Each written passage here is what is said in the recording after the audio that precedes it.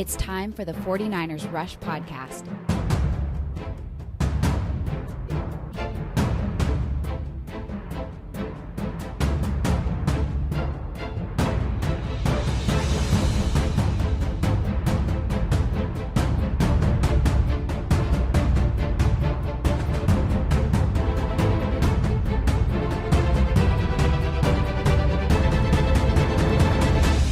And here's your host, John Chapman.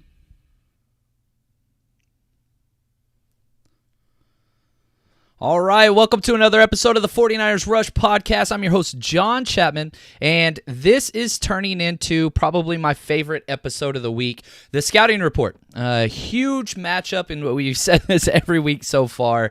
This is the most important game we have had thus far. We've got our first divisional matchup. Every game we've had so far has been against another division, so we are 4-0, but we get to go against the rivals, the Los Angeles Rams, the defending NFC West champions, NFC champions as well. So gigantic, huge matchup. And here's the deal. Let's be very, very honest. If we look at what the Rams have done, we're going to go ahead and we're going to break down a whole bunch of film on the Rams' tendencies, schemes on both sides, players to exploit, players to watch out for, predictions at the end of the episode. One of my favorite things. I love that you guys call me out on that whenever it goes wrong. But even some people are giving me credit whenever I'm right, which is rare. I'm not used to that. But there's definitely some news, okay? Right off the bat, and if you've been on Twitter in the past hours, a couple things, good and bad. Let's start with the bad for us. George Kittle got in a very limited to no practice, basically, practice today because of his groin. He is now questionable for Sunday, but here is what I am going to say. I would be willing to bet probably 90% likely he will play. Worst case scenario is he'll be on a snap count, but the groin's interesting. You just got to rest it. It's what it do whenever it acts up. You just got to rest it till it gets better. But he is going to play. If he was not, I think that we would have brought in some type of tight end and or a fullback, because the plan for Juszczyk whenever he was out was we were going to put Kittle and Dwelley in that position. So we've got to have 3 active tight ends. We have to. We just absolutely have to. So, but I do think that he is going to play. Now, on the flip side of that, Todd Gurley has been downgraded to doubtful. I doubt that he plays. That's why they call it doubtful. In the old NFL ways where they would tag these players throughout the week, now everything's just questionable, which means 50-50. Doubtful was 75% likely he will not be suiting up on Sunday. And also, Aqib Talib is out as well. So the 49ers without their starting cornerback, so are the Rams without their starting cornerback as well. And also Clay Matthews broke his jaw. He's going to be out for an extended period of time. So both teams definitely dealing with some injuries on both sides, but Kittle has got to play, and I do believe that he will play.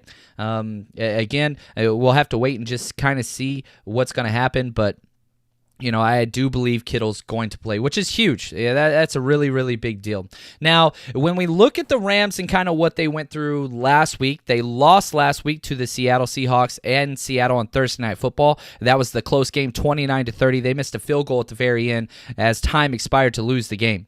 They're 3-2, so they're still in the winners column. And it's funny, they're third place in the NFC West, but they would be first place in 3 separate divisions. So, again, just more strength for what the NFC West is putting out there. Whether that's a good or a bad thing for the 49ers is another thing. But this is going to be a huge test. I'm really, really excited to see what's going to go on this week. Now, before I jump into questions, and if you have questions, you're listening live, just want to say thank you for your support. Make sure you hit the like button. That helps us out a lot. But a couple other key injuries. Brandon Cooks is still limited. He is in concussion protocol. He's been cleared to practice, which usually whenever they're cleared on a Thursday to Friday, there's a pretty good chance that they're going to be able to suit up, but he still hasn't been cleared completely. So that one's rough. If they're without Brandon Cooks, that's going to be huge. They do have Josh Reynolds, who filled in wonderfully well last year whenever Cooper Kupp got hurt. So Josh Reynolds, he's nowhere near Brandon Cooks. Cooks is the guy to take the top off of the defense. He's just a speedster that runs go routes nonstop. But we'll have to see what happens with that. And Taylor Rapp, their safety, rookie safety out of Washington with an ankle injury, was limited as well. So they've got some issues. We've got some issues. It's the NFL. Everybody's going through this. This is just what it is. Let's see here. John, what are you wearing to the game, and what lot will you be in? I want to see you there. I want to get a pick. I do as well. So, again, I will be tailgating at the 49ers LA Takeover tailgate. So if you want to join that, it's $15. Head over to Facebook. Just type in 49ers LA Takeover. It's going to show you there. They have plenty of spots, plenty of space. That's going to be the best spot to find me before the game. I'm going to be wearing my 49ers Rush podcast t-shirt just in case any of you wackos want to see me. I'll be the only one wearing the shirt, so you'll see me there with a goofy face. And please say hi. I would love to meet you guys, grab a couple pictures, maybe get a beer or something like that, just talk some football. So please do not hesitate. And also, I want to give a shout out. There's so many awesome. Facebook's an untapped market for me. I'm just going to be really, really honest. I'm everywhere. Twitch, every podcast place, Twitter, all that kind of stuff, whatever. All over the place there. Facebook's just not my thing. But I'm trying to change that, and I've got to recommend 49ers Faithful Forum. If you want to be a part of a Niners community on Facebook, the 49ers Faithful Forum is the place to be. FFF, that's kind of what goes on there. So anyway, let's jump into here. I think Ward did a decent job and plays better with angles in the secondary to more than Moore did. Do you agree? If we look at this one game kind of a snapshot of Ward, yeah, I agree with you. Jimmy Ward played great. And the problem with Jimmy Ward, there's two things. One, obviously health, which he's healthy right now, so we got to be happy with that. But two, he's not an explosive playmaker in the passing game. He had a decent game.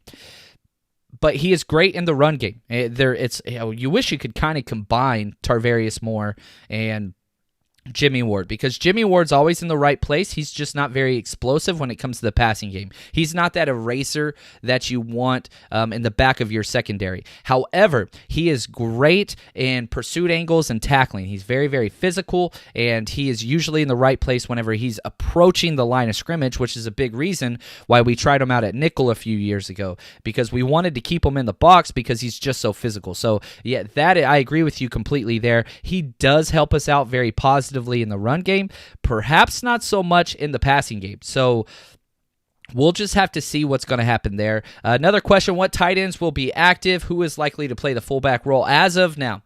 Okay, Kittle, Dwelly, and Toilolo are going to be the active tight ends in my opinion. And I think that the two people that are going to play most in the fullback role are going to be Dwelly and Kittle. They're going to be moving back and forth. And another thing too, you're going to see this a lot with the Kyle Shanahan double pre-motion. You'll have Kittle back there as a fullback, and you'll have Dwelly as the tight end initially. But then they'll motion Kittle to the right tight end, and they'll motion Dwelly back to the fullback role. And so just because they're lining up that way doesn't necessarily mean that it's just going to be one or the other. They're both going to be playing that way. So curious to see. Now, a little bit of news came out today for sure. Talking about Jeff Wilson Jr., our touchdown scoring machine from weeks 1 through 3, that there's a possibility he's going to be active. Are they getting him snaps in that fullback role? Possibly. He's a little bit tougher, more physical runner than our other running backs for sure. Maybe he's going to be put in that Kyle Juszczyk role. I'm not sure. We haven't seen anything, him do anything like that in the past. So that's going to be completely hypothetical, so we'll see. If Hurd was healthy, he would be the perfect fit to put in fullback. You are exactly correct. I love Jalen Hurd. It was my favorite pick of the entire draft outside of Bosa. The back injury is huge, and we have to understand, we've got to hope that we are in the exact same position that we are in now.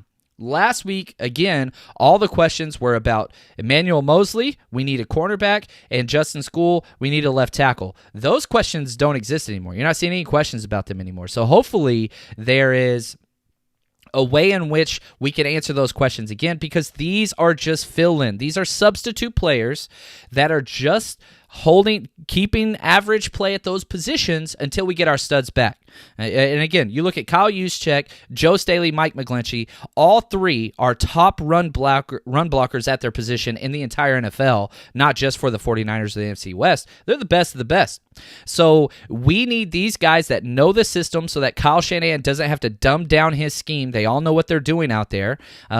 This is going to allow Kyle Shanahan to try to put us in matchups to make good things happen. And I think that that's going to happen. Now, let's jump in just a little bit to the history of the matchup and the Vegas lines.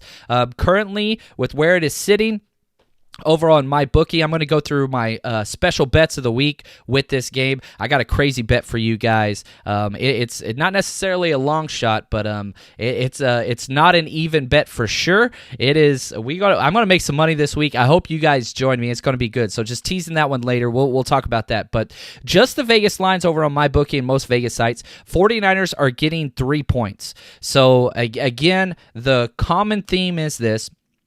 The home team usually loses 3 points according to odds. That's what home field advantage dictates is 3 points. So Vegas and the money is saying this is a close game. These two teams are evenly matched. We're not really sure who's going to win or who's the better team. And the over-under is 50.5 points. Real quick, John, what is the FFF site you keep mentioning? The 49ers Faithful Forum is a Facebook page. It's a group on Facebook where people just kind of hash out 49ers stuff. It's a lot of fun. You can spend a lot of time over there if you want to talk 49ers football with people that know what the hell they're talking about. So again, just go to Facebook, type in 49ers Faithful Forum, it'll pull up, and basically, here's the deal. You just got to fill out like a couple quick things to get in. Ask you like, when do you become a fan? Who's your favorite player? Just so you keep the bots out and the people that want to get in there and troll and whatever else. So 49ers Faithful Forum, head over there. Thanks, TJ, for asking about that. Now, the over-under is at 50.5 points. I am staying away from that bet. I did bet the 49ers. I got 3.5 points because I jumped on it early. I talked about that earlier this week, that I didn't think it was going to stay that way. So I got that extra half point for those of you that got in early with me. Again, if you only listen to the scouting report or the breakdown right after the game, that's cool. We do 4 episodes a week here during the season. So, and I highlight bets every episode just because I love to watch where the money is. I think that once people put all that money down in the Vegas lines, it tells us kind of what the most informed experts think is going to happen. Now, the history of the Rams and the 49ers is very close, okay? The 49ers have the edge now. They are up 69, nice, to 67 with 3 ties. So we're up 2 games. It's relatively close. We lead barely. Now, the Rams have won 3 out of 4 since the new coaching regimes have stepped in. So since Kyle Shanahan and McVay has stepped in, they have won 3 out of 4. Now, the one win that we have had did take place in Los Angeles. That was 2 years ago. So Kyle Shanahan has won in L.A., and that was kind of their big year where they exploded on the scene of things. This is our second home. The Coliseum, I'm not the biggest fan of that stadium whatsoever, but you take that for what it is. It's what it is. Anyway, now let's jump into the defense. So, and we're going to be completely focused on the LA Rams today, what they do, what to pay attention to, personnel-wise, scheme-wise, tendencies, all those things. Their strengths, okay? Their strengths are their defensive coordinator, Wade Phillips. I believe that he is by far one of the best defensive coordinators in the entire NFL. He's one of those guys that's not a great head coach, but he's a great defensive coordinator. He's a player's DC. Then he wants outside physical press corners, very similar to the 49ers, and he wants defensive pressure with his front four. They don't blitz a lot. If you look over the last 2 games, they blitzed Seattle 10 times, and they blitzed the Bucks 7 times. That's it. They want to get pressure with their up-front guys. Now, that's going to be difficult because Clay Matthews, as we said, he broke his jaw last week for the Seahawks. He's going to be out a month. Now, Clay Matthews hasn't played very well, but Dante Fowler has. Dante Fowler was considered a draft bust and kind of written off whenever he was in Florida. It didn't really work out too well. But he has played wonderfully this year. He has 30 pressures by himself, which is a lot, and 4 total sacks. So Dante Fowler is no longer that guy that you can just be like, oh, whatever. Now, I am curious how it's going to go without Clay Matthews on the other side, because now you're going to be able to isolate the one good pass rusher that they have on the edge. Now, it can't move on without strengths without talking about Aaron Donald. He has not had the defensive player of the year type play that we're used to seeing from him, but he's still highly effective. 24 pressures, only 1 sack at this time. I think he had 6 sacks by week 6 last year, so you can kind of see the dip in that production, but definitely not to be taken lightly. He is still impressive for sure. Now, weaknesses, here's the deal. They give up a ton of points, and this is characteristic of most Wade Phillips defenses. They are a gambling defense that they want their corners to be highly aggressive. Interceptions are key in this offense. So Marcus Peters, probably one of the most prototypical corners for this defense. You know, they went and traded for him from Kansas City, which if Andy Reid gets tired of you, that should let you know something whenever, again, I don't want to go off on an Andy Reid or Kansas City or whatever, but they got Kareem Hunt, stuck by him until the video came out. They traded for Frank Clark, which if you want to go back and look into the Frank Clark stuff before he was drafted with Seattle, holy freaking cow. Marcus Peters, he's got his own thing. Tyreek Hill, good Lord. So you look at all these horrible human beings and all the terrible things they have done to women and children, but Marcus Peters is the guy that you have to ship off because you just can't handle him. That should tell you something. But Marcus Peters, make no mistake, he is a hell of a corner, very, very physical, but he is always at the top of the NFL in most yards and touchdowns allowed. He gets burned so much. But even if you look back to that Bucs game when they got blown out by the Bucs, he gives up a 60-yard touchdown and on a double move to Mike Evans. He's not even 15 yards within Mike Evans. Very next drive, he gets a pick 6 on the same route that Mike Evans faked to juke him out. So he's one of those guys that doesn't really care if you score on him. He is one of those people that's going to be able to step up and kind of gamble and get those interceptions. So that's going to be key. Hopefully we don't throw a lot of out routes this week on the outside to his side. George Kittle injured in practice. Yes, updated that earlier, but again, Kittle is questionable with an injured groin.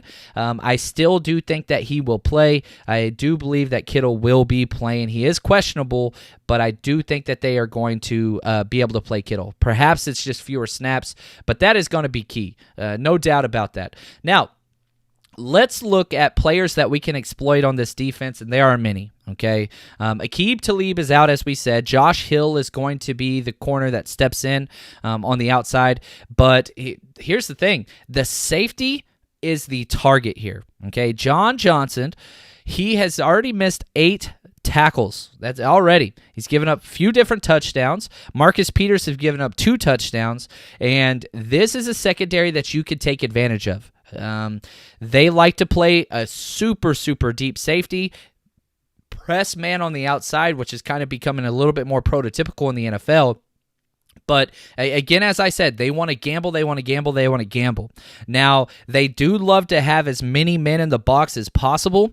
Even though they only bring 4 people on pressure regularly, they love to crowd their linebackers up close to the line of scrimmage, which is going to create a lot of running lanes. I love it whenever I see defenses do that from an offensive standpoint because it just creates one level of the defense. Even if they're bailing at the snap to get back to their depth at the linebacker position, you're creating even more time to develop the blocking angles that you want. So that's something for sure to look into. Real quick, can Shanahan continue to work his offensive magic with so many injuries, now including Kittle? You don't change the system that's working, okay? Everybody in this system has played these positions, even Ross Dwelly at fullback. Again, I do believe Kittle's going to play. That's just my own personal feeling. The fact that they came out and said that he is questionable, I think that's going to help a little bit. Now, maybe something comes up and he doesn't play at all, but I think that he's for sure going to give it a shot. I do believe that Kyle Shanahan can work his magic in the run game. Now, the passing game is going to be a whole other thing, and we're going to talk about that because here's the deal. I did some deep diving, statistical diving. Jimmy Garoppolo right now leads the entire NFL in quickest time of getting the ball out of his hands. Okay, it's like 2.2 seconds on average. So and again, that's like a minimum of 5 passes. There's like a halfback in there that's got a better time or whatever. It doesn't matter. But as far as any quarterback taking over 5 passes, Jimmy Garoppolo is number 1 in the NFL for quickest release, snap to release. He's getting the ball out quick, and that's a Kyle Shanahan thing. Now, we look at the flip side, and we'll come back to Jimmy Garoppolo. You look at the flip side, Jared Goff way down on that list. He's 38th for longest time in the pocket. And a big reason why their offense hasn't been doing as well as we've thought so in the past is because he's getting hit a lot and there's a lot of turnovers because they're taking their time. So now jumping back to our side, right? We've got to get the ball out quick. That has to continue. Now, with the tackles, replacement tackles at both the left and right tackle is a big deal. We've got to get the ball out quick, and the times that we do hold the ball, we have to max protect. We saw that if you didn't watch the video breakdown that I uploaded on YouTube yesterday, go check that out. I highlight one of the opportunities where it's a play action max protect. And what I mean by that is we only sent 2 guys out on a route. So you have Jimmy Garoppolo, 2 guys out on a route. That's 8 people blocking. Now, they dropped in deep zone coverage, and they had 5 people guarding 2. But it was a zone coverage. And so Marquise Goodwin was able to find one of the spots and just sit down. But because we're max protecting, Jimmy Garoppolo had time to find him and get a huge first down. So Kyle Shanahan has to keep doing those quick dink and dunk, just super, super fast, run the ball, run the ball, run the ball. And then whenever you do want to go for that huge play, you've got to have extra blockers in there, tight ends on both sides or an up back to step up and help out those tackles. So I think that Kyle Shanahan, this is where he's going to earn his money. We're going to find out who the better coach is going to be this week, because is it McVay without Gurley, who's been banged up anyway, and perhaps without Brandon Cooks, or is it going to be Kyle Shanahan, who's, without both his left and right tackle, several other injuries as well? If you're looking at our wide receiver core, this is going to be fun. This is great football, division football, both teams, playoff hopefuls. This is awesome. And there's boring football to watch, basically any team with the Bills in there, and there's fun football. This is going to be great. So very, very excited about the game. This is going to be awesome. So now what I want to do is I want to jump over to the offensive side, okay? Again, this is the Rams' offensive side. What makes them great? What are their major issues? Things like that, scheme and all that. So their strengths, they put up a lot of yards and a lot of points. Sometimes they've been playing from behind almost all year, but they're putting it up. They're number 6 in total points scored and top 5 in total yards. So you could talk about their defense. You could talk about the issues that they're having. Still high potency offense. Okay, we cannot forget about that. Now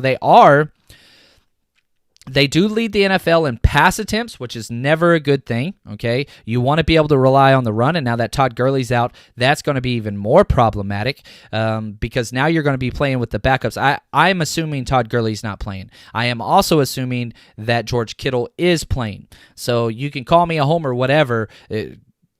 Gurley's been trending to not playing all week, okay? If you talk about Kittle, this is something, he strained his groin in practice. More details might come out. He might not play, but I don't think that they're going to tell anybody that until game day. So even if he ripped his groin and he's going on IR, they're going to say questionable, and he's going to say it's a game time decision. We're going to warm him up, and then they'll say inactive. But you can't really add somebody now. I wish they could, but you couldn't get anybody up to speed unless they played in this system before. Now, the weaknesses of the offense, turnovers. They're 28th in the NFL in turnovers. They have 11 so far, 7 interceptions, 4 fumbles. So it's really interesting because the way we match up, 49ers, number 1 in the NFL in forced turnovers per game. This team, bottom 3. So that's great. You got to hope those trends continue. Now, where it clashes is this. Listen, here we go. The Rams lead the entire NFL in rushing touchdowns. 49ers, the only team in the NFL to not allow a touchdown. Which one of those is going to give? You're telling me Gurley's out? Eventually, somebody's going to get a rushing touchdown against us. I don't think it happens this week. I really, really don't think it happens this week. Now, as far as their scheme, they are an 11 personnel almost all the time. Now, last week against the Seattle defense on Thursday, they did a whole bunch of 12, much more 12 personnel. That's one back, two tight ends, way more than usual. It was weird. They've done 12 personnel in the past, but a lot of times, even when they're in 12, they'll flex one of their tight ends out to a split tight end. So even though they'll have two tight ends out there, they're not in like a big formation. They were in lot of big they did some 12 and 13 personnel this week, which is relatively new for them. So not quite sure if they're going to continue to do that or not. Now, their offensive tendencies and play calling. Here's the deal. Jared Goff throws a beautiful pass when nobody's around him. However, he has been atrocious. I think that's a word. There we go. With the deep ball, he's only 3 for 13 on deep passes. Deep passes constitutes a ball that traveled 20 or plus yards in the air before it got to his target. 3 for 13. So that's awful. And like I said, 38th in the NFL for longest time in the pocket. That should just excite all of our pass rushers because we've been getting to the quarterback a lot. If he's going to hold on to the ball, I guarantee you Jared Goff's going to be hitting the ground a lot. Okay. Now, staying with tendencies, they love running off the offensive right tackle, so that's to Eric Armstead. Again, the strength of our defense is going to be Armstead and Buckner versus the run on that left defensive side. I love that. So they've run it off the right tackle 36 times. No other place on the offense, either A gap, B gap, outside, whatever, has more than 15 rushing attempts designed to go there. So for some reason, they love that right side. Go ahead, run it at Eric Armstead. It's not going to go well for you there. Now, players to watch out for, they do have some major playmakers. I think the two most dangerous people on this team is Cooper Kupp and Robert Woods. Cooper Kupp is having... he is top 4 in the NFL, all wide receivers, for these 3 categories. He has 41 receptions, 505 yards, and 4 touchdowns. All of those, he's top 4 in the NFL. So he's killing it. Now, one thing that I did find was interesting, not one pass attempt to Cooper Kupp out of 41 receptions has traveled more than 20 yards. He's not a deep passer. He is a zone buster out of the slot that does a lot of ins and outs, drags, rub routes, and kind of double move, but still staying shallow, where he fakes to the right, kind of an option route, and then breaks to the left. So it's interesting. Eventually, they're going to have to go deep with him just to break tendencies. But man, if I'm guarding him, I'm just going to bracket coverage inside out and just say there's no way this guy hasn't gone deep once this year, and take that away. We'll see what happens. Robert Woods as well. He's one of their outside wide receivers. He has some of the best hands in the NFL. He was with Buffalo, and he came over. He had a really slow start, but there was a game 2 weeks ago. He had 17 targets in one game, so he can really take over a game. And Andrew Whitworth, their left tackle, who's really, really old, came over from Cincinnati. That guy is special. I am so excited to watch Whitworth versus Bosa, the old kind of 6'7" athletic left tackle versus the new rookie on the edge. That's going to be a lot of fun. Hopefully Bosa could get the better of him, but Bosa does play on both sides, but predominantly he plays on the defensive right, which would line him up against the left tackle, Andrew Whitworth. So something fun to watch there. Now, here we go. Players to exploit. Man, we have three different offensive linemen that are you can just destroy. Okay, their right tackle Haverstein, he's allowed 21 pressures with 6 penalties. That is not, just to put this into perspective, the 49ers have allowed 26 pressures all year. Their right tackle alone, 21 pressures allowed with 6 penalties. So the left defensive end, gosh, if D Ford was more healthy and could get 40 snaps this game, he would kill it. Just because it's an awful matchup for Haverstein, who struggles versus the speed rush. D Ford might be the best speed rusher in the entire NFL, him and Von Miller. They're both up there. It's just Ford hasn't been healthy. Now, 2 other players, both guards, okay? You have Noteboom and Blythe. Both of them have given up over 18 pressures by themselves, okay? So again, Buckner, I'm kind of jumping into my predictions here. Buckner is going to destroy this week, Okay, Buckner. I'm so excited. I can't say this enough. It's all gonna be Buckner. I'm so excited to see what this guy is going to do. So let's jump into the meat and potatoes. Here we go. We've set the stage. What are the predictions and keys to this game? Here we go. I'm going to get to my predictions a little bit later right here, but here is what I care about most. Run. The rush attempts for the 49ers this season have been 32 week 1, 42, 40, 40. That has to stay true. If the 49ers have 40 or more rushing attempts this week, the 49ers are going to win. That's my key stat. If we have 40 or more rushing attempts, 49ers win, period. That's the key stat, okay? So that's number one. Now, my prediction for the score, 28-24, 49ers win, and with the points, they're going to win outright, and they're going to cover. They're going to win. I really do believe the 49ers are the better team here. I really do think it. Keep getting things. Is Kittle playing? As far as we know, yes. I do believe that Kittle is going to play. I do believe Kittle is going to play. Now, we'll have to see. One of those things that you're going to have to watch big time is the warm-ups before the game. I'll be at the game up there, so I'll try to get some video. I'll try to film him out there and see how he looks and put that up there.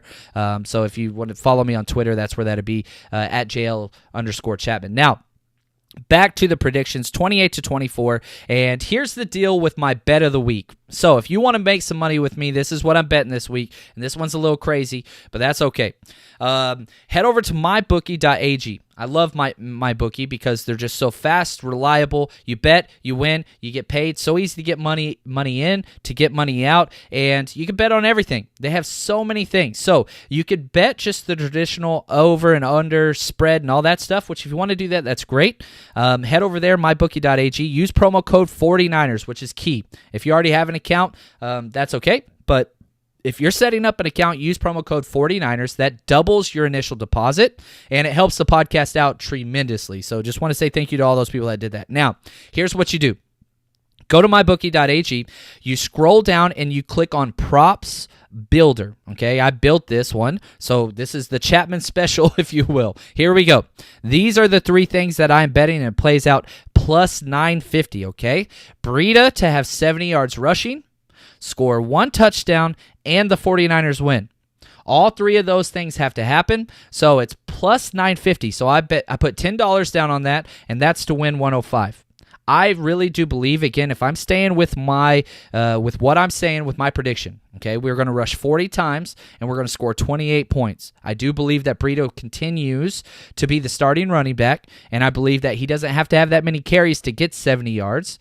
But 70 yards, 1 touchdown, and 49ers win, plus 950. I love it. Now, the offensive MVP, it's down between two people, Jimmy Garoppolo and Matt Breida. They're going to ball out. And again, I think that this rings true. If for some crazy reason Kittle doesn't play, which I do think he will, I do think that that's going to happen. So I love Jimmy Garoppolo. I want him to throw away from Marcus Peters as much as possible because, again, the only way the 49ers lose because of our defense, which I'm going to jump to in a second, is turnovers. I do not think that the Rams can just beat us straight up if we don't have any turnovers. The way that they design their defense is sacks and turnovers. So if we can limit those two things, I think we're going to be okay. Again, the key stat is 40 rushing attempts. Now, defensive MVP, DeForest Buckner is going to kill these guards. It's going to be wonderful. And here's the thing that I think is kind of a little bit of extra motivation for DeForest Buckner. Not that he needs it, but here's the deal. You want to be considered one of the better interior defensive linemen in the NFL, guess who you got to do it against? You got to do it against Aaron Donald. Now, is Buckner lining up against Aaron Donald? No. But you have to outperform him in his home and show you are at that caliber. Now, he's had a little bit of a rocky start to the season. He's had 2 great games and 2 okay games. It's time to have an exceptional game. And with Andrew Whitworth on the left side, he's going to be going up against Bosa the majority of the game, and Andrew Whitworth's one of the best left tackles, pass-protecting left tackles in the NFL. This is going to allow DeForest Buckner to get upfield. I really do believe that. And you add to the fact Goff, he 38th in the NFL and longest time holding on to the ball. All those things just seem to say, go and get him. Really, really excited. Really, really excited. Anyway, I'm pumped, guys. Really, really excited for this week. Again, if you are heading out to the game, please let me know so that we can meet up. Just say what's up, at least get a picture together, which would be pretty fun for myself, and maybe a beer. That'd be a lot of fun as well. Now, the reaction show will be taking place Sunday night, but I've got to get home from the game. So it'll be about an hour or two later than normal time, but we'll still get something up. I don't care how late it is. I'll make sure we get a reaction show up. So until then, guys, it's going to be a heck of a week. We've got a lot of good stuff coming. I'm really, really excited. If you want to know how great the 49ers are, we're finding out this week. So until then, let's go get another W. As we say, LA is our second home. I truly do believe that. And we're going to go beat these division rivals and, man, improve to 5-0. So until then, just want to say thanks. Make sure you hit that like button and stay strong.